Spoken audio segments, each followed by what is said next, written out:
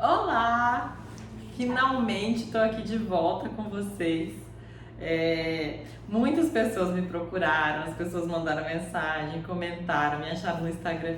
Me desculpa, gente, é que eu tava numa fase que, assim, o YouTube não é o meu trabalho, né? É o meu hobby, falar de amor é muito gostoso. E vocês já repararam como é difícil falar de amor quando a gente não tá bem? Como é difícil fazer as coisas que a gente gosta muito quando a gente não tá bem? Geralmente as coisas que a gente gosta são mais difíceis e demandam mais disciplina para fazer do que as coisas que a gente não gosta. Já repararam nisso? Não tô falando das coisas de autodestruição, de beber demais, comer demais. Essas coisas a gente faz por compulsão, por sintoma, por gozo. Agora, coisas que te fazem bem e que você gosta são as mais difíceis de fazer. Então voltei aqui para esse hobby tão gostoso com vocês. Eu fico tão feliz quando vocês me acompanham. Não deixem de mandar mensagem, não deixem de cobrar. Eu gosto, gente. Só que eu preciso desse meu tempo, sabe? E agora eu dei uma melhoradinha em mim comigo mesma, no meu tempo, no meu espaço. Sofri mesmo um luto de voltar da Irlanda, de ter que ficar procurando lugares. Lá era tão lindo, era só chegar, sentar no parque e fazer um vídeo lindo pra vocês. Aqui as luzes não ficam boas, o som não fica bom, os lugares não saem tão bonitos quanto eles são. E é bobagem, né? Bobagens que em análise a gente aprende a prestar atenção da nossa vida cotidiana, mas são bobagens. Ah, não impede de fazer o vídeo? Não impede. Mas eu tava me deixando sem vontade. Mas com vontade ou sem vontade, tô aqui para praticar com vocês essa leiturinha que a gente ama tanto do amarelinho maravilhoso da Nasui. Então vamos lá para o vídeo parte 19, capítulo 23. Um comentário sobre o amor transferencial. Quem faz um tratamento psicanalítico está falando consigo mesmo por meio de alguém que lhe empresta o seu ouvido, que lhe dedica tempo, que é o camaleão de suas relações passadas, François Doutor. Esse amor transferencial é o amor que o analisando tem pelo analista e vai se explicar um pouco mais aqui no capítulo. Então, para quem nunca ouviu falar disso, para quem não entendeu quando leu sozinho ou que está lendo só aqui comigo e não entendeu, vai se explicar melhor agora aqui no capítulo e eu vou tentar deixar um pouco mais claro para vocês o que é isso e como funciona. Mas vamos para a leitura. Eu não poderia terminar os capítulos deste livro sem dedicar ao menos um deles ao amor de transferência. Afinal, ela é psicanalista, né? Essa invenção genial de Freud. Como este é um livro dedicado ao público amplo e não apenas aos estudiosos da teoria psicanalítica, vou comentar um pouco sobre a transferência. Com licença, ok? Ela vai explicar. Nos primórdios do nascimento da psicanálise, era muito comum que os médicos se envolvessem com pacientes. Primeiro, que não havia psicologia, código de ética ou mesmo a teoria psicanalítica em si. Estava se descobrindo o inconsciente, se descobrindo as coisas, então não havia nada, né, gente? Só a tentativa e a boa vontade e a disciplina de Freud de fazer tudo isso acontecer. Freud não tinha a psicanálise com que contar. Freud estava descobrindo o inconsciente freudiano. Pois bem, com uma frequência bastante alta, as histéricas se apaixonavam por seus médicos. E os médicos, não sabendo o que fazer com o apaixonamento delas por eles, se apaixonavam também por si mesmos. Sabemos que o apaixonamento tem esse efeito sobre o nosso narcisismo. Quando um se apaixona pelo outro, diz para esse outro que ele é apaixonante. E a gente ama ser amado, né? Então, quando as histéricas se apaixonavam por eles, quando o paciente se apaixona, o analista, ao invés de se apaixonar de volta pelo paciente, ele se apaixonava por ele mesmo. Podia ser até que ele se apaixonava de volta, ele achava. Mas o que ele estava apaixonado era pela paixão desse paciente. Porque quando alguém se apaixona por nós, alguém está dizendo você é apaixonante, né? E a gente ama ser amado. É isso que ela falou, exatamente assim, né? E aí a gente se apaixona por essa sensação de ser apaixonante. Mas por que era tão comum que essas histérias se apaixonassem romanticamente por seus médicos? Naquela época e hoje em dia isso é menos frequente, embora aconteça muito, ela põe entre parênteses. Tendo a pensar que não era difícil que uma moça jovem, com idade perto dos 20 anos, muitas vezes até menos, que tinha desenhado para ser uma vida de maternidade, casamento e nada mais, entre parênteses, Não que isso seja pouco, mas quando não se pode escolher, qualquer coisa é pouco. Eu achei isso genial, genial. Quando não se pode escolher, qualquer coisa é pouco. Caramba, essa frase me pegou assim. Eu queria compartilhar com vocês alguns pensamentos que eu tive. Quantos e quantos filmes nós vimos e séries de pessoas, por exemplo, da realeza, que nascem com tudo. Tudo que o material pode oferecer, tudo que o serviço do outro pode oferecer, tudo o que o prestígio pode dar, segurança financeira, conforto, e sofrem tanto por ter tudo, por ter esse tudo. Porque quando não se pode escolher, né? Já se nasce determinados para serem príncipes, para terem isso, para serem aquilo. E aí, como que ela escreveu? Mas quando não se pode escolher, qualquer coisa é pouco. É pouco não ter escolha na vida, né? Mesmo que você venha com tudo que é financeiro, mesmo que você, sei lá, na época dos casamentos arranjados, nessa época das mocinhas lá no tempo de Freud, 100 anos atrás, que sabiam como seria o futuro delas olhando para a mãe delas. Elas não tinham opção. Seria se casar, seria ter filhos, muitas iriam amar isso e por muitas vezes elas iriam amar, mas por outras não, né? Todo mundo quer outra opção. E mesmo que elas tivessem opção, mesmo que elas escolhessem isso, ter opção muda tudo. Ter opção valoriza aquilo que a gente escolhe. Quando a gente não tem opção, só tem aquilo, pode ser a melhor coisa do mundo, pode ter o melhor bombom na loja, se só tem aquele, a gente vai sentir uma falta de uma opção, né? Ele só fica melhor se combinado com outros piores. Então, nossa, tudo é pouco para quem não tem opção. Caramba, isso me pegou de um jeito assim, incrível. Que nada sabia de seu corpo, de seus desejos, de sua sexualidade. Que adoeceria de tanto não poder saber de sua condição desejante. Se apaixonasse por um homem bem visto socialmente, médico, dotado de um saber interessado no que ela tinha a dizer. 2 pontos interessantíssimos aqui. Então essas meninas, essas histéricas, sofriam lá atrás, no tempo de Freud, porque elas não podiam saber nada do desejo delas. Porque a mulher não tinha voz, porque a mulher não tinha vez. E não é nenhuma questão de sociedade, também isso se intensificava na época, mas nós sofremos a mesma coisa hoje, não só nós mulheres, nós sujeitos, porque a neurose não nos dá voz. É por isso que a gente precisa ir lá para a análise, para encontrar a nossa voz, encontrar as nossas palavras, encontrar os nossos desejos, porque a neurose nada quer saber do desejo. Não sei se eu estou explicando certo, com palavras certas, os psicanalistas me perdoem, mas o sintoma é aquele que vem acusar que existe um desejo ali, pulsante, repetitivo, existe um desejo ali. E a nossa repressão e a nossa neurose fica, não quero saber disso, não quero saber disso, não quero saber disso. E aí a gente fica repetindo as situações inconscientemente até que a gente olhe para elas. É para isso que a gente vai para análise, para saber do nosso desejo, para falar dele. E é isso que François Doutor falou nessa primeira frase. O analista empresta o ouvido dele.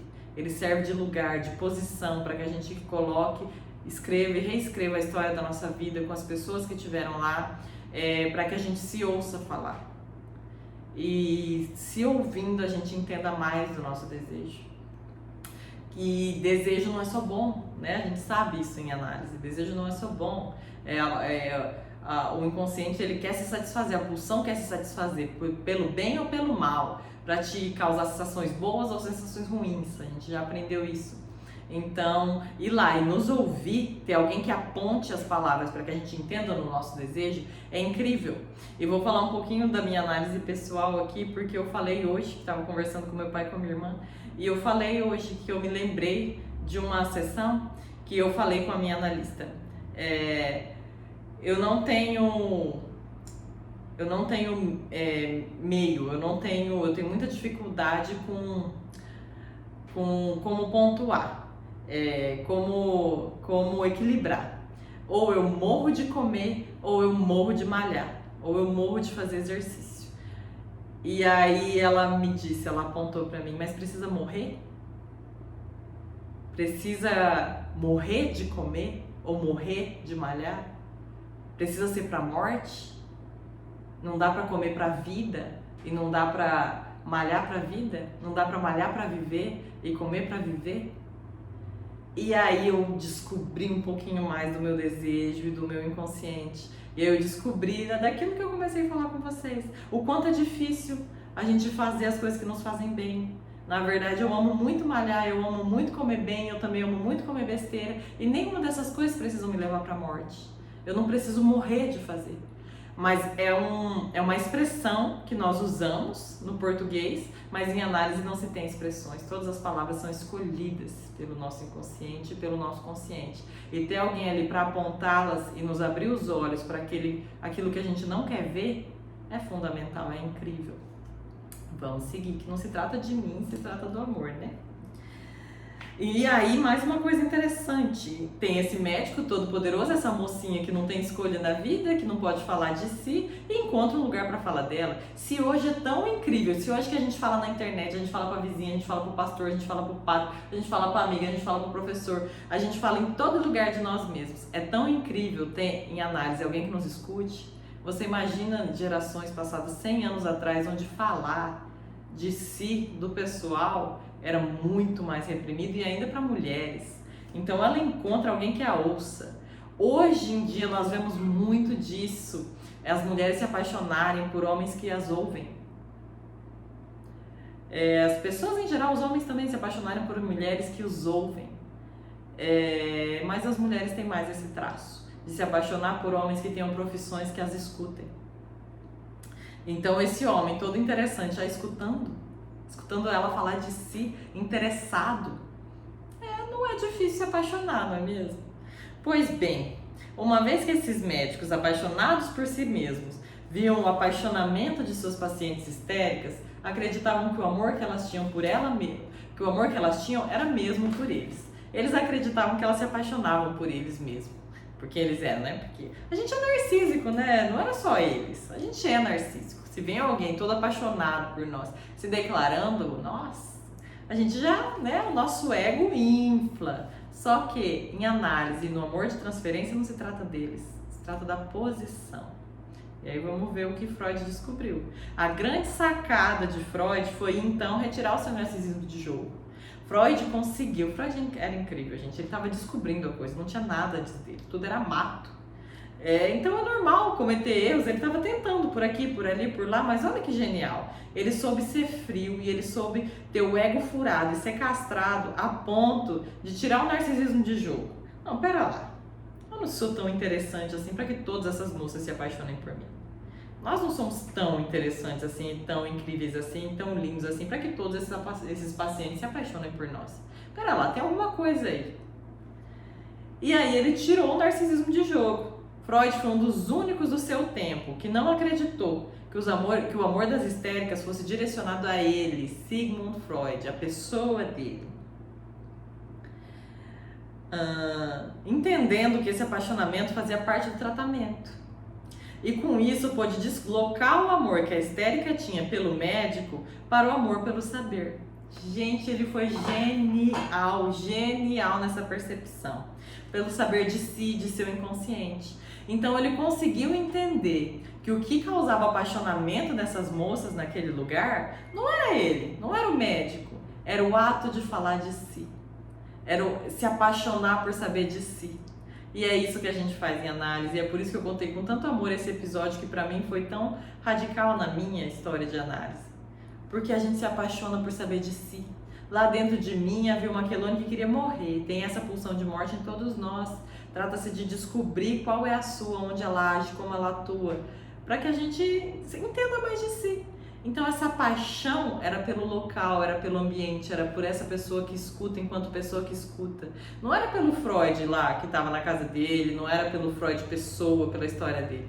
Ele conseguiu manejar isso, entender que era um apaixonamento por saber de si, por falar de si, por se conhecer.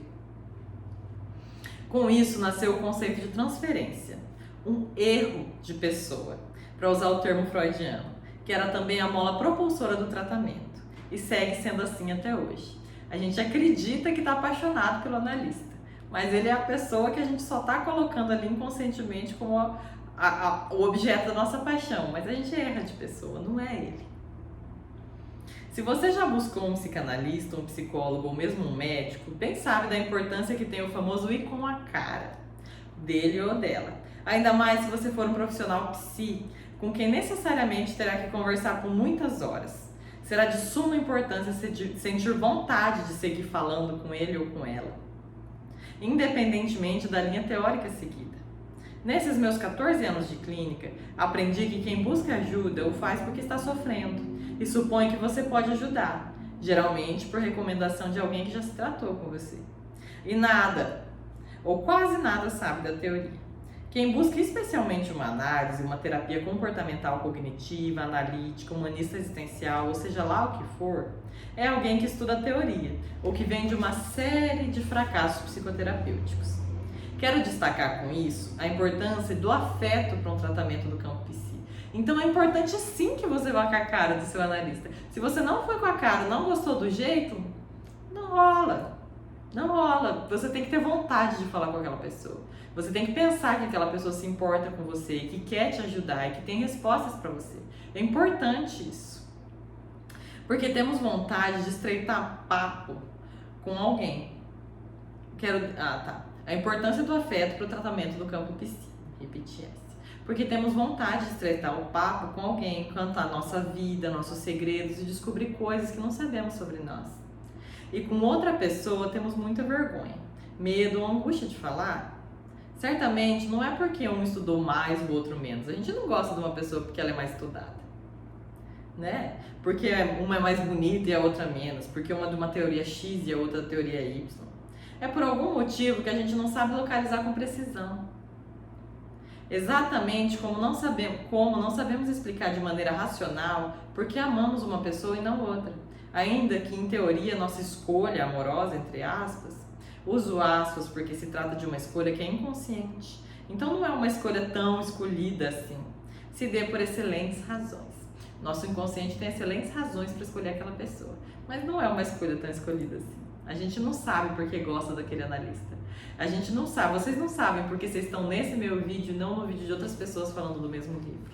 A gente não sabe porque gostou daquela pessoa dentre infinitas outras. E eu vi a Ana Sui respondendo a caixinha de pergunta no domingo, que ela conversa com as pessoas, para quem segue ela no Instagram, você já deve ter visto isso. E ela respondeu assim, que amar é uma sorte. Primeiro, porque é realmente muita sorte, se você for parar para pensar assim. Quantas milhões de pessoas existem no mundo? Quantas bilhões? Quantas centenas de pessoas existem em volta de você somente no seu bairro? Quantas centenas de pessoas você vê por dia? E uma te interessar. Não é uma sorte? E que essa pessoa que te interessou se interesse por você? O amor correspondido é duplamente sortudo, é uma sorte.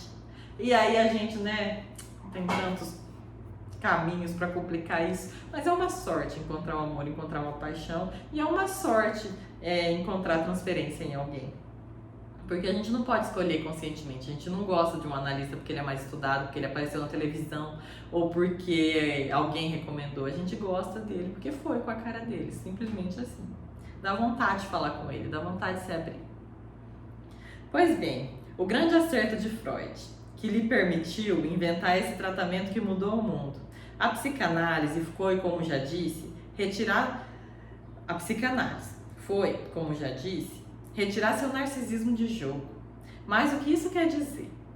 Quer dizer que, diferentemente de seus colegas contemporâneos, Freud não acreditava que o amor das histéricas era mesmo direcionado para ele. E o que o levou a entender que fazia parte da neurose repetir aquilo que era oculto ao sujeito, que não havia sido elaborado por ele. Assim, ele entendia que o amor de uma paciente pelo seu analista poderia, por exemplo, se tratar de uma repetição de um amor pelo pai, ou que a hostilidade em relação à pessoa do analista poderia ser a revivência de um afeto negativo endereçado às primeiras figuras de amor.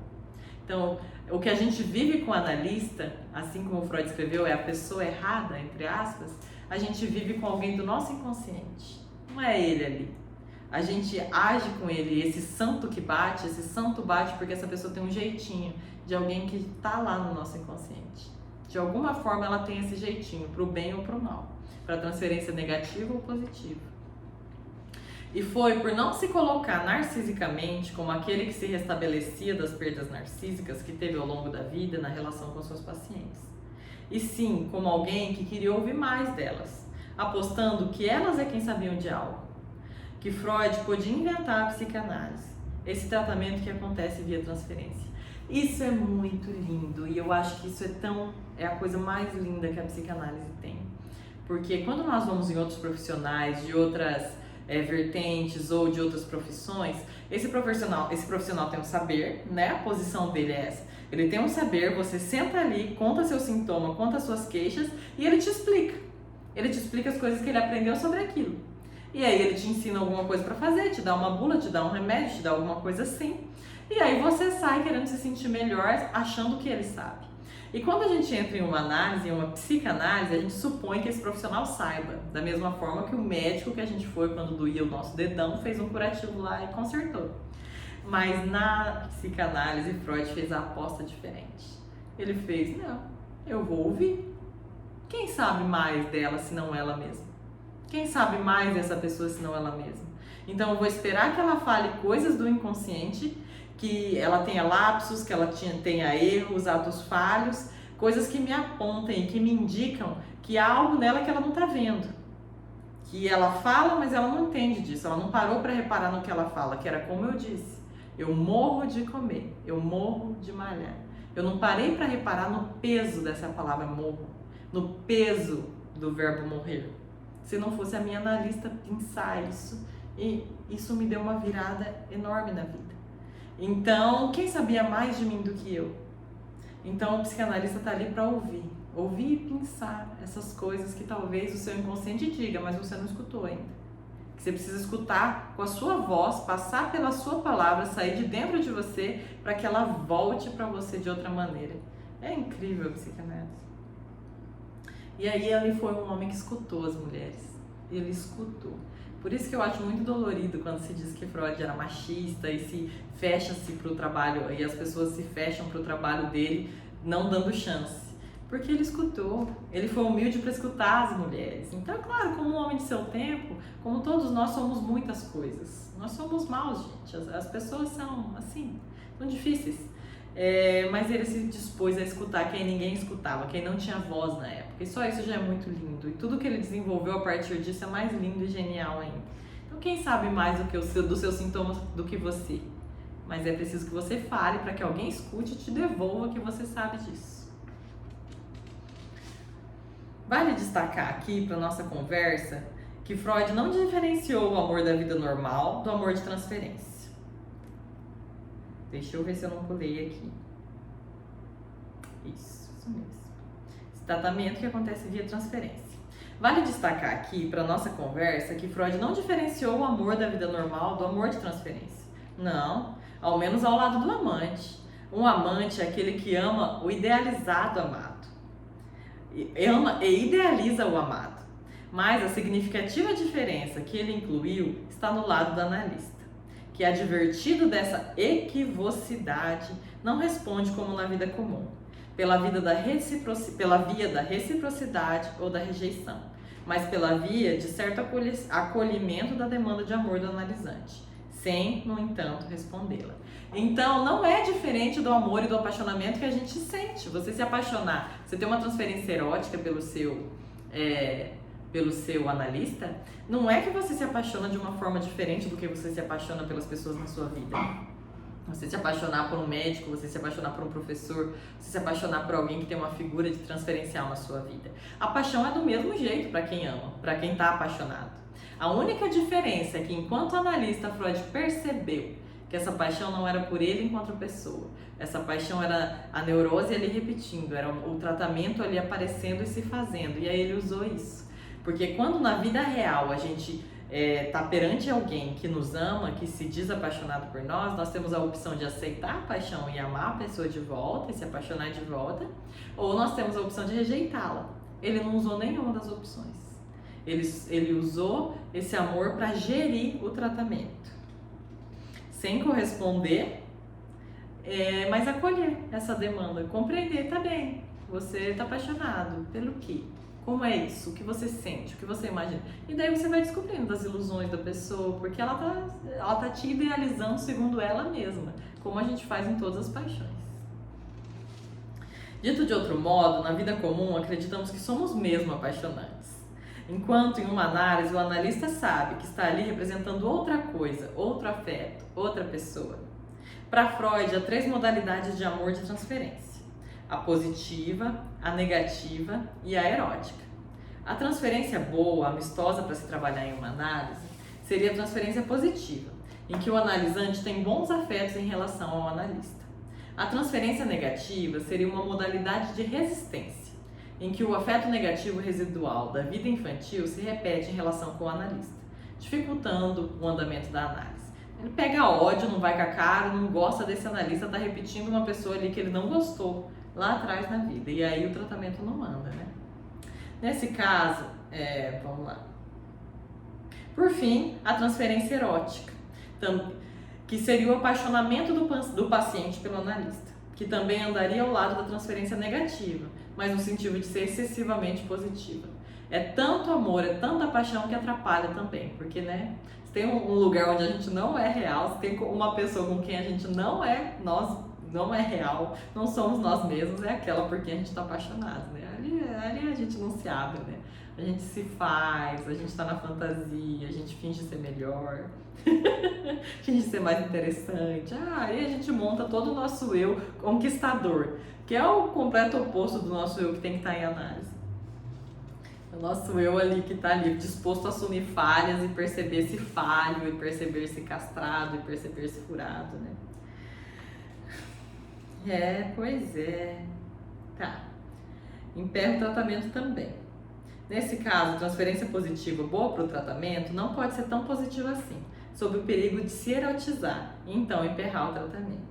Estou me atendo ao tema da transferência, superficialmente para o leitor estudioso da psicanálise e profundamente para os demais, para destacar que em uma análise, na transferência, experienciamos um amor solitário. O uso do divã, que retira o olhar dos encontros, atesta como falamos para nós mesmos.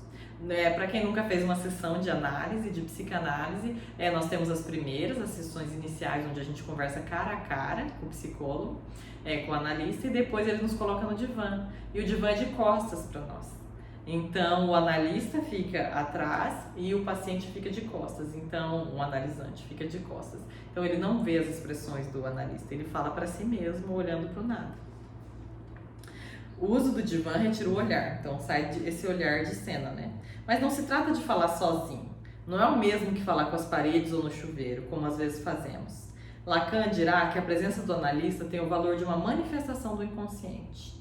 Assim, não se trata de confessar um segredo em análise, tal como se faz a um amigo ou a um padre. Trata-se muito especialmente de descobrir algo.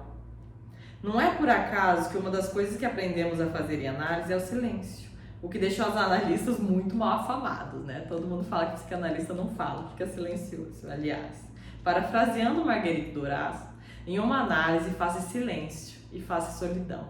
Não sem amor, de transferência. Até o silêncio desse analista é um silêncio amando, é um silêncio te respeitando, é um silêncio te escutando. A propósito, sabemos que temos intimidade com uma pessoa quando podemos fazer silêncio com ela. Não é verdade? Ao recebermos alguém em nossa casa, costumamos tagarelar, oferecendo vários itens para que a pessoa se sinta bem, repetindo nossa posição infantil de oferecer um objeto que complete o outro. Isso aqui eu achei genial, nunca tinha visto assim. E por essa via, realmente, a gente quer completar o outro, né, para ser educado. Quer um café? Quer uma água, um chá, uma cerveja? Um vinho? Quer sentar? Quer uma bolachinha? Olha, a senha do Wi-Fi tá aqui, tá? O banheiro tá ali, e assim vai. Após algum tempo, se certa intimidade começa a ser criada, destacamos que deixamos o outro à vontade, parando de lhe oferecer coisas e apostando que se ele quiser, ele vai saber buscar. Por fim, quando recebemos amigos bastante próximos, nem sequer oferecemos algo, apostando que a pessoa já está em casa, em aspas. Olha que lindo! Não é bonito isso? Realmente, quando a gente para de ter que oferecer, a nossa intimidade está maior. A gente sente que a pessoa está em casa. Ela pode pegar o que ela quiser, ela pode fluir pela casa como ela quiser, ela é mais próxima de nós. Então o silêncio diz disso, da proximidade de duas pessoas que não precisam falar o tempo todo para fazer conexão. Os dois são confortáveis um com o outro. Eu achei isso lindo. O amigo tá em casa quando você já não precisa mais oferecer as coisas. Ele é amigo mesmo. Em uma análise, as coisas acontecem de um modo similar. No início, o sujeito quer ser o paciente amado, quer melhorar e dar provas para o analista que ele, o analista, é bom. Se a transferência é positiva, por vezes, fala em demasia, como se falar muito fosse sinal de muito trabalho. Nossa, olha, eu tô melhorando, já me sinto melhor. Nossa, da sessão passada eu tô ótima. Pra gente agradar o outro, né? Essa transferência se fez positiva, então eu quero dizer que ele é muito bom no que ele faz. Então eu quero mostrar melhora. Aos poucos o sujeito vai podendo falar menos, vai podendo respirar, vai podendo fazer silêncio. Costuma ser nesse tempo, quando o sujeito fala mais para si do que para o outro, que se dá o famoso convite ao divã, que marca esse momento, um avanço da análise. Aos poucos o analisante vai aprendendo a ficar só com o outro, na análise. E as consequências disso vão se espalhando para a sua vida. Quem faz análise tende a demandar cada vez menos do outro e também de si, porque sabe que existe uma falta radical em cada um e que não pode ser completada. Então quem faz análise deixa de oferecer tanto café, né? Metaforicamente, deixa de oferecer tantas coisas. Quer café? Quer bolacha? Quer isso? Quer aquilo outro? Porque você já entendeu que você não vai tampar a falta do outro. E deixa de exigir tanto do outro. Ah, eu fui na casa dele, nem me ofereceu um café. Ah, você não faz nada por mim. Ah, por mim, eu. Porque meus pais não fazem nada por mim. Porque fulano não me cumprimentou. Porque fulano não fez isso por mim. Você para de demandar porque você entende que você é faltante. E o cumprimento do outro, o amor do outro, a atenção do outro, o dinheiro do outro, não iria te completar. A gente vai ficando mais confortável com a nossa própria falta.